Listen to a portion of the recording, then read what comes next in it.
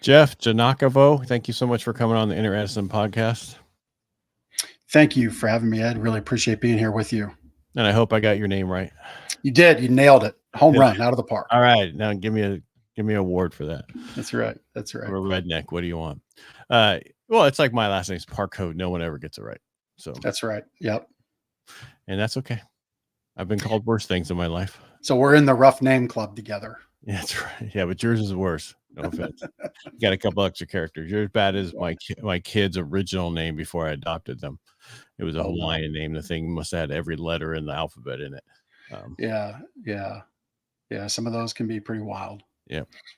All right. So we're on the Inner Edison Podcast. This is where your greatest accomplishments come from your greatest defeats. We want to talk about a little bit of failure so people understand that failures are normal. You got to get through them, get on the other side, and just move on.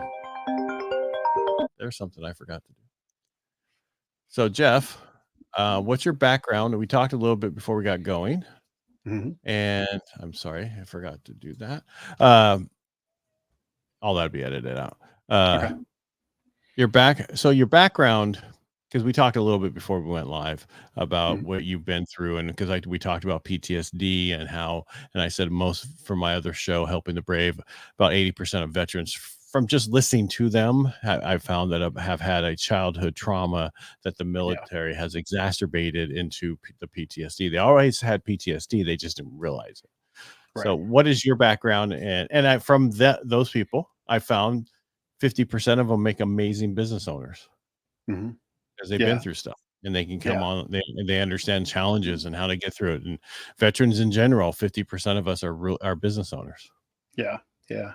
I mean, my childhood dealt with childhood sexual abuse as a child. That's not something that defines me today. It's just kind of an ingredient of my life, like an interesting gumbo, if you will. Talk about that in my book. And I really translate that story through leadership. I think as leaders, we need to understand, and you can be a leader in youth sports. You're a coach.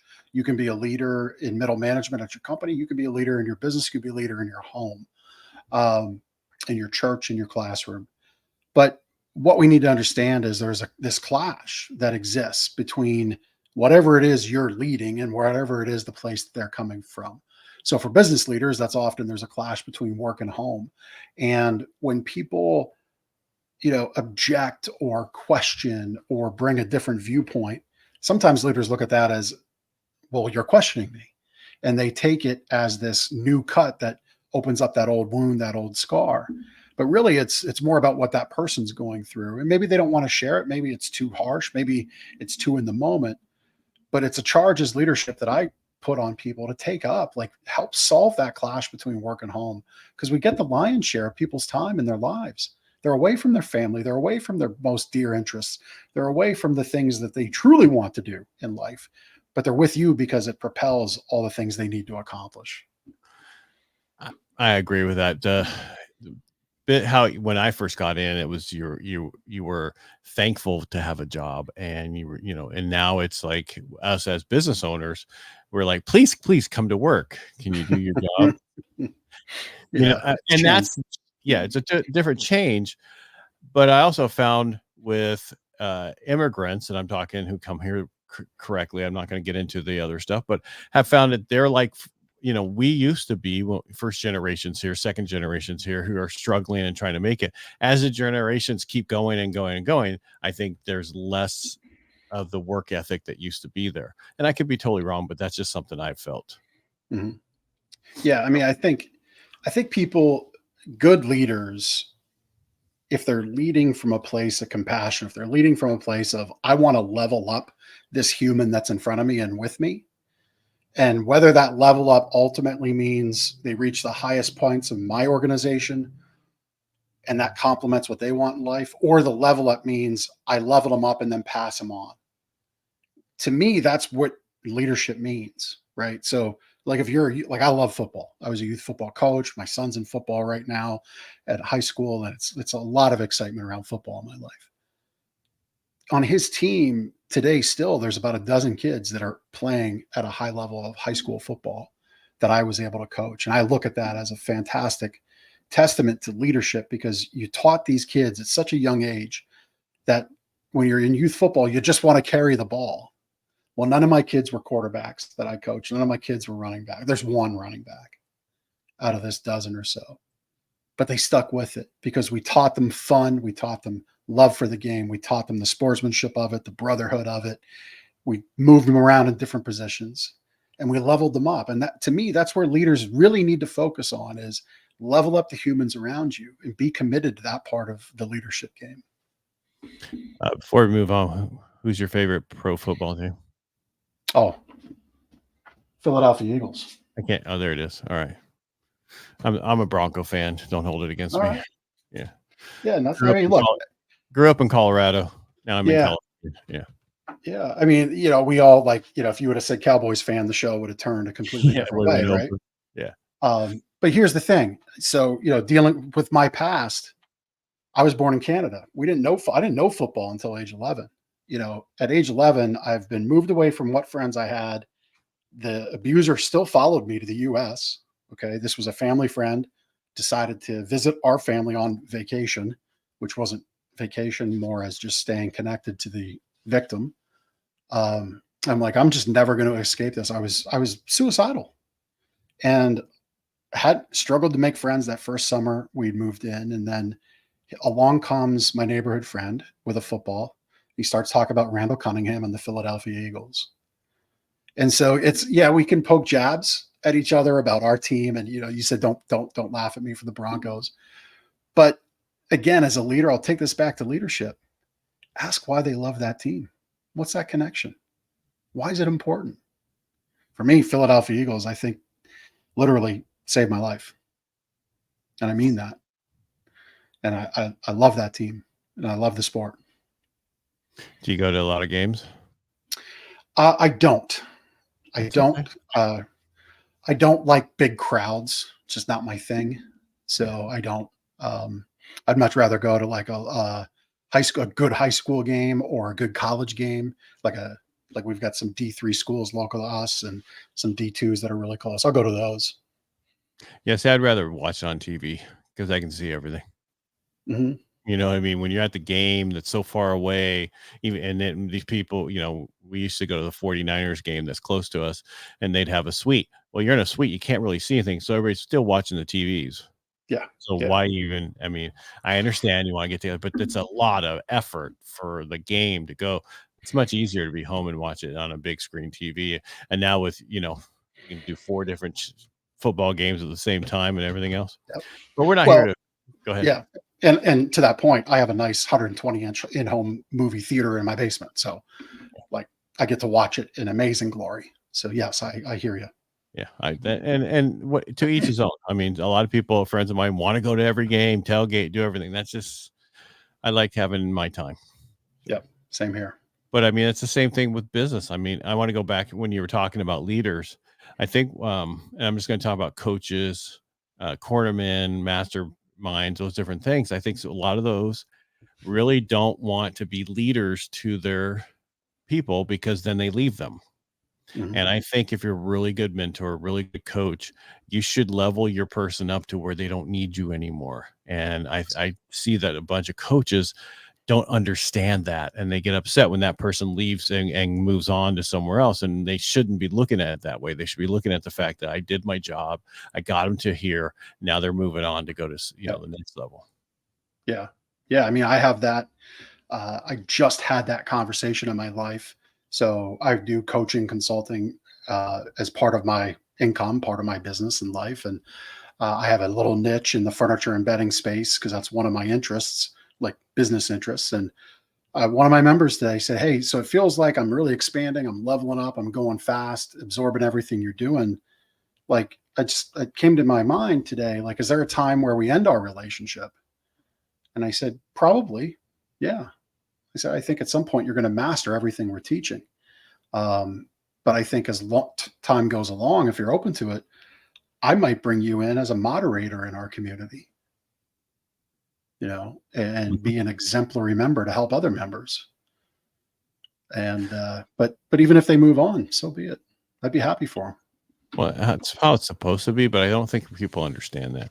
I mean, because there's coaches for the not the CEO, but the second person in charge, right? This is who I deal with. I do really well with them. Once they move up, that's not my person. That's somebody else. Yeah. Yeah. Yeah. I mean, again, I touched on it earlier, the leveling up of humans. Some of my proudest interactions in the employer-employee relationship are the people that have left me. I've got a guy, John, who came to us, started on the delivery truck, worked his way into the sales floor. He's a Catholic guy, so he was like having a kid like every basically 11 and a half months. Um, and he had a big family, and we were a small business, and he needed health insurance, and with five kids, he needed nights and weekends. He's got baseball, softball, dance recitals, you name it, and he needed nights and weekends, and in a retail business that's hard. So we were happy to have given him that refresh in his career and that push along and advancement. And now he's with a print company that does a lot of print on demand services, all kinds of things. We're a customer, and he's just rocking it. He's living a great life. He's a fantastic role, perfect fit. And I couldn't be prouder to have been a part of that. Now, I heard you say that do you have that retail business still? Mm-hmm. And what is that retail business? So it's a retail mattress store. Okay. So we focus on really truly helping people wake up happy, pain-free. We curate amazing product. We kind of lead our industry. We're the anti-mattress store. Our mission is to change the way our customers feel about mattress stores. So everything we do is kind of opposite of what you might expect from like a large chain store or a department store. When you say you're anti-mattress, what do you mean? It's just the polar opposite experience of what you expect from coming in the store. We have different product, a different process, a different way to engage with you. We're not, it's on sale today, it's ending tomorrow, so buy it right now. It's just not our MO at all. Yeah. I think people have caught on to that more Oh, than yeah. anything. Yeah. I mean, and most people come into a bedding store already know kind of what they want. And there's occasionally people don't, but I know that when we knew exactly what we were looking for. We researched it ahead of time. It was just a matter of trying to find it. Yeah. I tell my team and the people I coach, I say, look, sales today in this industry and that industry, and it's really in a lot of industries, if you're still looking to sell in 2024, you're going to have a rough time. You need to be getting to a point of affirmation. You need to affirm to the customer in front of you, the prospect in front of you, the client in front of you, whatever you call them, that you're the right fit, because everybody's got that supercomputer in their pocket with their phone. There's a lot of information that's out there. A large amount of it is good. It has to be if it exists for any period of time and is found, because Google smacks it down if it's not good. So that information is out there. The customer is a lot smarter than some give credit for. Get to a point of affirmation in your process. Don't try to fight the information your customer has. Help them curate, help them move off of paralysis by analysis, help them sort what they've read. I had a client who made a bunch of money in the kitchen remodeling business, serving only left-handed people who love to cook in their kitchen. He was the guy in the Mid-Atlantic. He had like a 4-hour radius for install. He was in north of the 495 Beltway in Maryland. So a 4 hours up and 4 hours down was something like 45 million people.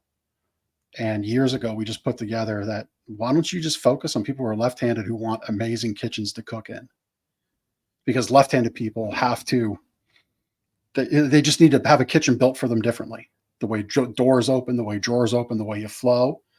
And he made a mint doing that. And all we did was curate the information people were reading and apply it to their situation. And it was like a light bulb. And it was like the most trusted person. It was like Jesus walking on water for the first time for left-handed people who wanted a great kitchen.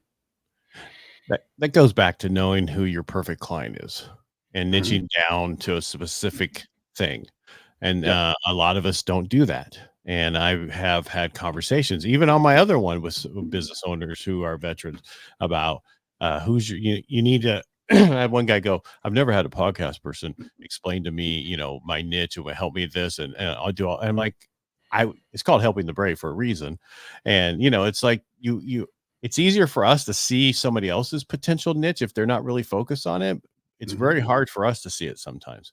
And we Yeah. also don't want to make the mistake by going, okay, well, I went too small and now I'm hurting from it. No, it's the message you're trying to get to that one person. It doesn't mean their friend has a kitchen that you don't take on, but or you Right. find somebody to take care of it. There's other stuff that will come, but your message is only to your borrower. Yeah. Borrower, that's me, but your client or whoever.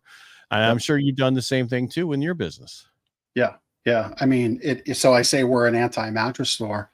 Like, we don't have the 199 special. We don't do it.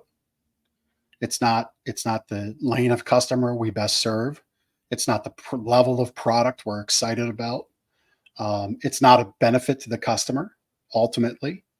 If somebody has a bad back and they just have no other money, we'll find a way to help them differently. But ultimately, our marketing calls out the type of person and the problems they have. And then all my team has to do is not mess up the marketing that we've done when that person's in front of us. And I have a $20,000 mattress sales story to tell about that if you want to hear Sure. I mean, we're on mattresses, so might as well it. stay for a minute. Yeah. So it's Black Friday. This is back when we were building the business. So this goes back, geez, this will be 10 years this Black Friday, 10 years this Thanksgiving holiday.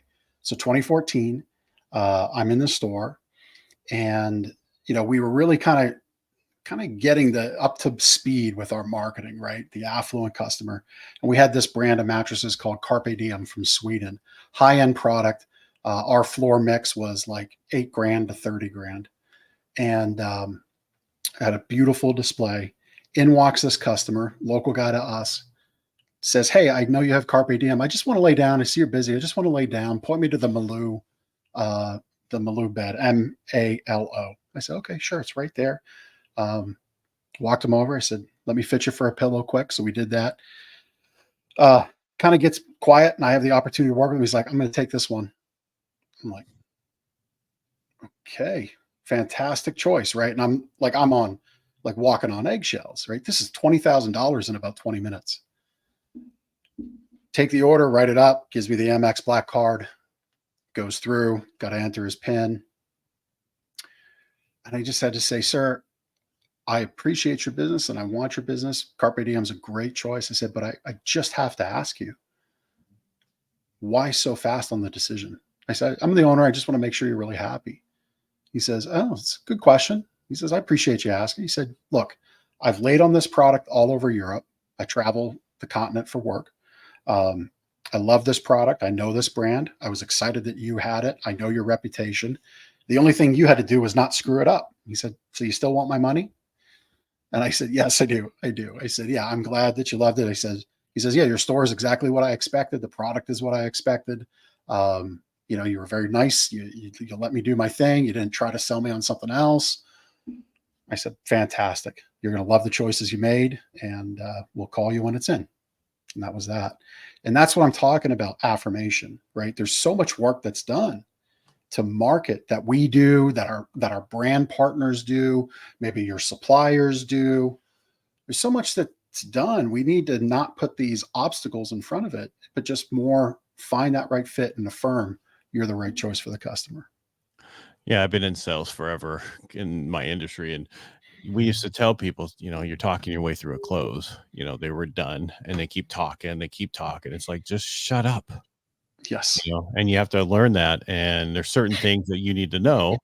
And I can't, for the longest time, I did a presentation. It was called Getting Past No, KNOW, because everybody kept saying people don't buy because they just didn't know. And I thought it was a stupid statement myself personally. I'm like, that's okay. So we haven't given them knowledge. Well, basically, we haven't given the knowledge to overcome waiting. And that's what that stands for. And if you just talk to them, ask questions, ask why, just talk to them and ask them why, then you'll never mess up. But most people don't. They just want to get right into selling without even asking them any questions. Right. Yeah. Yeah. Yeah. You need to understand the person in front of you and know those questions to ask, because people put their armor on, right? It's so funny at the store, and a lot of my members and people that I work with say this too. We have the ability on camera to see when people come into the parking lot. um, and we serve somewhat of an older customer base in some aspects of our marketing demographic. So my team is charged to walk out and help people get in. We have a little bit of an incline, so we watch what happens when people arrive.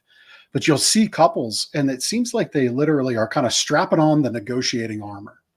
They're getting the defenses ready, strapping on the helmet, the face shield, getting locked and loaded. And it's like the wife's telling the husband, "No, you're not going to tell your stupid jokes," and the husband's telling the wife, "No, you're not going to be too nice." And it's like this whole role play that happens. And sometimes this goes on for 10 and 15 minutes, right? And then they finally come in, and again, it goes back to that point of affirmation. It's tell me why you're here today. Why today out of all other days? Because look, we as a society, you keep a bed for 10 years. That's 3,650 days. So why on the 3,651st day did you decide to come in today? Why not the 52nd? Why not the 49th? Like, why today? There has to be a reason. Well, we were traveling last week and we were at a great hotel and realized how bad our mattress sucked. Fantastic. Now we know you got a bad mattress. Um, you know, any number of reasons. I'm sick of this back pain. I'm sick of them snoring, sick of these problems, sick of this divot. Just that tell me statement is so powerful. And then you listen. As you said, you shut up. Well, you have 2 ears for a reason. Yep. And one Yeah. mouth. So keep it close. Yeah, 100%. But people don't like silence. And to me, I prefer it. Yeah. I have a daughter who just has to talk. Like, okay, you don't have to talk. You can just be quiet. Mhm. They don't like that quietness. And it's important in sales to know, because even though you said affirmations, you still need to know certain things. Because we were in Las Vegas. My wife went into one of those expensive purse stores, and that she's looking at it, and and I'm like, if I was the salesperson behind that, I could have her buy it with just 2 questions. And one of them isn't, "Do you want me to pay for this?" The other, and they don't do it. They think everything sells itself. Well, that's true, but you can sell so many more by just asking a couple questions. Right.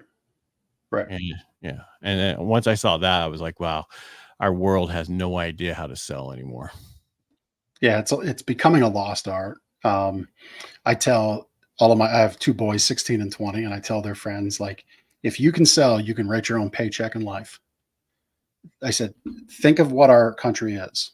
We buy stuff and we sell stuff. We're a consumer nation. If you are able to sell competently and confidently and serve your customer and understand what their pains are, you can write your own paycheck in life, literally. And you want to go buy a nice car, go sell some more stuff. You want to put money in the bank, go sell stuff. You want to own a home, go sell stuff. And there will always be opportunity for quality, competent, professional salespeople. And so, yeah, they like that because they see our stuff around the house. They see the movie theater. They see the slingshot. They see we have 3 what are now considered classic Ford trucks, the mid-90s trucks. And they're all cherry mint condition. They're my version of a Lamborghini, right? I'm a bigger guy, so the exotic sports cars aren't a great fit. Yeah, they're hard to get out. They're hard to get in and out of. I got bad knees, and I live in Pennsylvania, man. The roads are terrible. I rip them apart. But a 96 Mint F250 diesel Power Stroke, yeah, I like that truck. Yeah, I drive a F250, and I taught the kids how to learn how to drive in a 1990s Ford F-150, and it was of course it was manual, straight 6, so they had plenty of work to figure out how to do it. Because I want all my kids to learn how to use the stick shift, so they were never stuck anywhere. Yeah. Yep. Yeah. Not that I stick shifts are fine, but I prefer automatic. So it is a little easier, but it's nice to have. We got the oldest boy's got a Mustang GT. That's a lot of fun, that car. And then that's a lot of tickets. Yeah, he's been good so far. And then we got the slingshot, which is stick shift too. So yeah, and again, it's about buying stuff. Once you get to a point, it's okay to buy things. But I think a lot of people have never listened to Rich Dad Poor Dad done or read it. Depending on, I listen to everything. So I don't read things anymore because I do a lot of walking to keep my weight off, and so I'm walking probably 8 hours a week. And so I It's get through a lot of books. Yeah, it's hard to live a life of what you're talking about is delayed gratification, right? It's hard to live that life in today's society.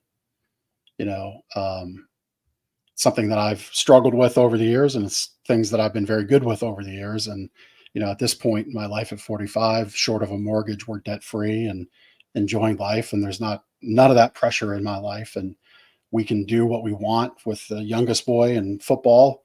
Our plan in 2 football seasons from now is to be on the road, living in our RV, following around where his games are, and that's going to be our test to see if we want to go full time RV life.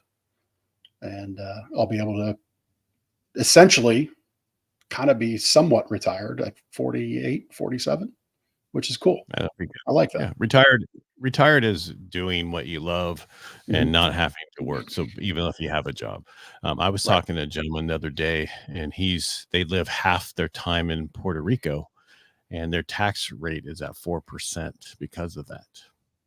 Oh, that's fantastic. How do I get an RV to Puerto Rico? Well, you just leave one over there because you got Yeah.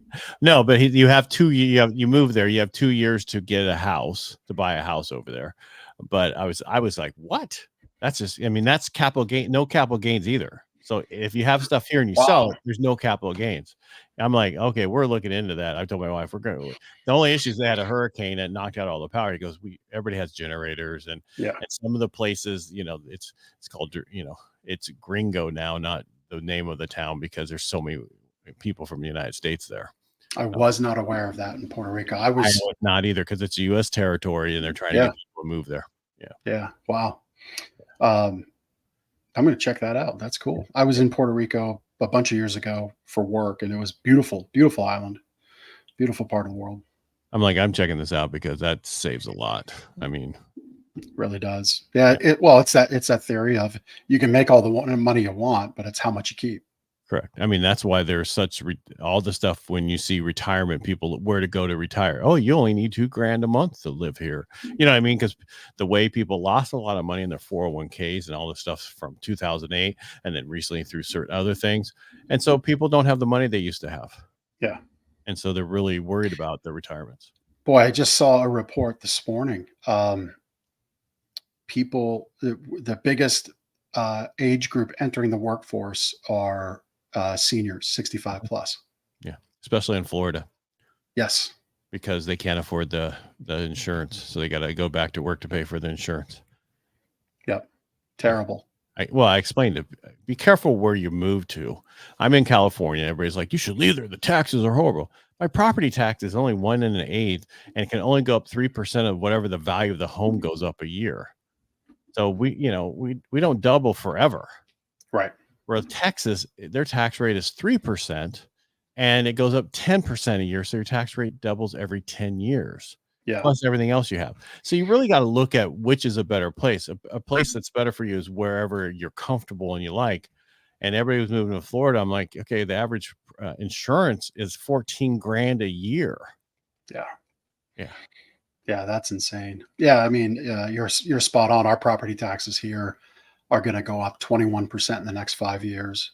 That's just school tax. Wow. Which is how we fund our schools here in Pennsylvania. So very smart to know what your liability is. At the store, this is where I talk with people often. Like, yeah, okay, inflation's coming down, but all the inputs, your fuel input, your electric input, your insurance costs, your hiring costs, your wage costs, all of that is still elevated. That's not going down. No, we have to have deflationary period for that to go down. It's never Yes. going down. It went up 19 years. It went up a total of 19 years in that period of time. It's never going back down. We're only going up, let's just say 2% now. Yeah. Yeah.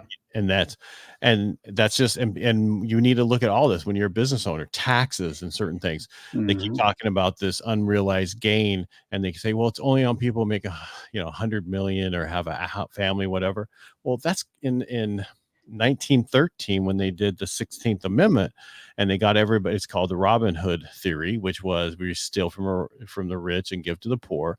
And they were like, okay, we're only going to tax the wealthy, and that's what this is going in. Well, the wealthy goes, okay, we're going to start using corporations and all this other stuff, and they didn't get the tax that they thought they were going to get from it. So they're like, oh, by the way, we're new to the middle class and normal people we're going to now tax. So be careful with new taxes. They will always figure a way to get it down to the other people. They just use that as a way to get you to vote yes for it. So just be careful. I was, when you touched on that, I was going to say, the income tax began at about the 1% of the population, and now it's about 51% of the population pays taxes. 49% don't, which that's a problem in itself.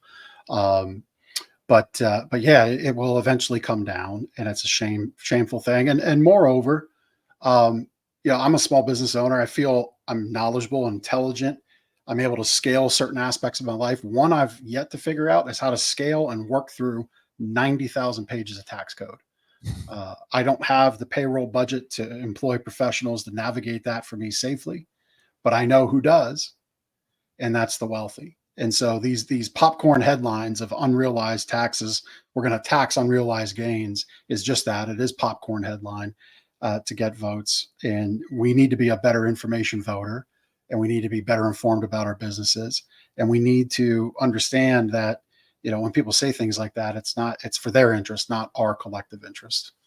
Correct, because the wealthy never pays the taxes. Yeah, they have ways to not pay the taxes. They're like, all right, well, that was on page 45,000 of the tax code. Let's go to page 45,001 and figure out something new there. Right. I mean, that's how the 1031 exchange came around, right? When to move that forward, it's just a way to sell so that everybody votes yes, and then but now it's on you. What?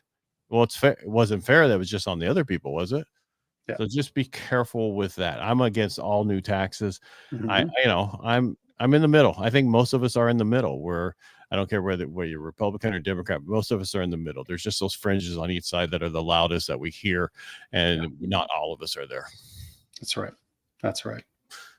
And it was funny. My daughter, when she got her first paycheck, she was such a liberal and got her first paycheck, and then she was a Republican. What fight got? What's this? What's that? Yeah. And you get tax. And I tell everybody, listen to Rich Dad, Poor Dad, or read that book.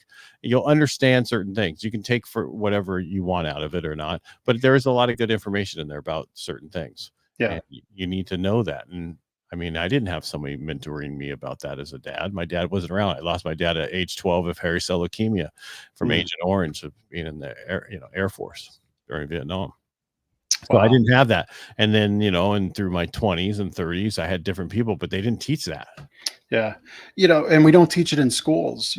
I pay attention to this locally, because our kids today are the ones that are going to be propelling our society forward, as you and I need them to, right? That's how our society rotates and moves forward. And we don't teach these things. And, locally, Philadelphia schools, like 80% of the Philadelphia schools have let out this week because it's so hot. And people are like, what's going on? And Jalen Hurts, our Philadelphia Eagles quarterback, donated air conditioning to about 20% of the schools. People are like, well, that's because the schools are underfunded. I'm like, actually, no, they're not. Per student, we spend more in Philadelphia school district. Our school district, which we're in the advertising market of Philadelphia, we're a suburb of Philadelphia. Okay. We actually spend less. Our kids per kid gets less per kid, about $1,000 less than a kid in Philadelphia. They spend 18 million a building in Philadelphia. We spend 17 million. Philadelphia gets free transportation for 197,288 kids. We own our own buses. That stat right there should say every one of those kids in Philadelphia should have as much cool comfort for education as they should get, because there's no transportation cost for 200,000 kids. But the school is so corrupt. It's so heavy at the top of leadership. Yeah. It's just propelling what the school district needs, not what the kids need. Yeah. And our kids need to understand finances, and it needs to be more than balancing a checkbook, which is sadly what a lot of them give. Yeah, people like us need to speak to our kids. Yeah. Well, yeah, it needs to go back to how it was when we were younger and other stuff, before the big change to make it the social justice, the thing that they're trying to do. Instead, just teach our kids. Mm-hmm. Just teach our kids. just like on the news and media, don't tell me your opinion, just tell me the news. Yeah. That's when we did a Camino de Santiago in Spain. I watched Algiers and a bunch of different, they were like, this is the news. And they just told the news. There was no spinning it. Yeah. Well, some people take issue when I say we need to abolish the federal Department of Education. So Jeff, you don't want a federal standard for education. No, I didn't say that. The reason kind of like I said, be interested in somebody's football team. There might be a great story. Ask why. Why, Jeff, do you see the federal Department of Education as terrible? Here's why. Because 80% of what your local school is federally mandated, legally obligated to do, deliver, and support is unfunded. That means the IEP that a parent fights for that the kid shouldn't have, and this happens in your school, and that's not a knock on a child with Down syndrome or a child with any other natural born learning disability. This is a knock against the kid whose parents say they just can't make decisions. They get an IEP. Okay. Federally, they have to deliver and support that IEP to the letter of the law. Federal government supports in almost every school district in this country less than 5% of the budget. They mandate 80% of the problems and the funding need. They support it with less than 5% of the revenue. And that's why federal DOE needs to go away. Because they just create way more problems and way more funding issues than they cover. Look, you want to create a problem, fund it. You want to create an opportunity, fund it. You don't want to, then shut up. I don't want to hear from you. Let our local people deliver what this jurisdiction needs, what that jurisdiction needs. Our state can figure out how to fund it. But if you're not going to fund it, I don't want to hear from you. Right? It's kind of like in business. Don't tell me what to do. Don't bring me a problem. Bring me an answer. Right. Yeah. Don't bring me a problem. Bring me the solution. Yep. Right. Yeah. Right. I totally agree. And the problem, like in California, is they'll come up with these projects, or whatever they do, and it's always we lose $20 billion and they can't find it. Okay, so stop doing this because we know what you're doing. Mm-hmm. I mean, they passed in the Senate here to allow illegal immigrants to get loans for homes. Yeah. Yeah. Oh. I'm an immigrant. Well, okay, I'm a true immigrant, right? Yeah, I became a citizen in 2019. Yeah. I was on a green card from age 11 to whatever age I was in 2019. What is that? I was 40 years old. Did it the right way. I spent $6,000 to go through the process. I think the process should be a little easier in that regard. Not everybody has $6,000. But I think if you've maybe held a green card for 10 years and you've not committed any felonies and you're an upstanding citizen and your taxes are straight, I think you should be just given citizenship because it shows you're here. You're here to support your community, not cause trouble, and be a contributing citizen. That's one example. But yeah, we got a lot of problems to solve in our nation. But it can start with us. Right. We have 2 million in California. Oh, wow. Yeah. And those are not green card. Yeah. That just, a nation without borders is not a nation. It becomes a landmass to be exploited, and its people are exploited for their labor, for their wealth, and at times for their blood, whether that's to be sent to foreign wars or they're just murdered in their home or streets and neighborhoods. Well, the problem I have, I know we get a little political here, is the fact that they don't want borders, but they definitely want 3 fences around their. Ironic, isn't it? Totally ironic. It only works when we need it. Yeah. Well, I mean, since we've gone down this road, I mean, I'm a 2A believer, supporter. I think this place we've gone where these agencies and bureaucrats get to make law. Like I don't know this person who, when the shoulder brace rule came out from the ATF, I overnight became a pen stroke felon. I mean, I knew it wasn't going to stand, but from a point of integrity, I did the right thing. I got my armorer's kit out. I took those off. Okay. And separated them. All right. I did the right thing because that's just because to me, integrity is what you do when no one's looking. All right. But I loathe the fact that had I kept those on, I'd become a pen stroke felon because some bureaucrat who we didn't vote for no one voted for. Hint, hint to the current conditions. No one voted for, says I'm now a felon. That's just ridiculous. Just ridiculous. And if you really study all that decision, it was all based on bad information, false information. And we need to save our nation in a big, big way. And I hope people go vote. I hope people pay attention. Pay attention locally. That's where we can affect the most change. Correct. Pay attention at your state level, and then things begin to work up and get better. And if you don't know what a bill is or whatever, don't vote on it. Mm-hmm. Don't vote, because you know. So in California, what they learned to do is, if most people are going to vote no for a tax, no matter what it is.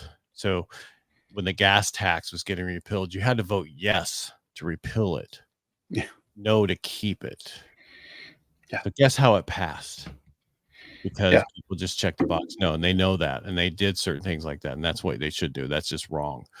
And again, let's stop here. All right, Jeff, it's been great having you on the show. I mean, we can have a conversation later on the, on the phone or something, but it's important to get into politics locally. And I wish we'd get back to term limits. You have 8 years, then you come back to your community, do like they used to do back in the 1920s and the 1930s. Yeah. Not this lifetime achievement award. Civil service was designed somewhat as punishment. It was a begrudging thing you did, and you did it because you loved the idea of our nation. Right. Yeah. It wasn't to go and get rich in the government. Yeah. Unfortunately, let's move on. All right, Jeff, thank you so much for coming on the show today. What's the best way for people to find you? Yeah, I mean, we covered a lot of bases. Just simply go to thejeffg.com. That's kind of my clearinghouse for everything I do. We touched on mattresses. We touched on leadership. We touched on past traumas. I'm an open book. Reach out to me through there, thejeffg.com. If you want the book, just put /book at the end of thejeffg.com/book, and you'll get the space for leadership right there. All right. Sounds good. I'll have in the show notes for you too. All right. Again, thank you so much for being here. It was a pleasure. Thank you.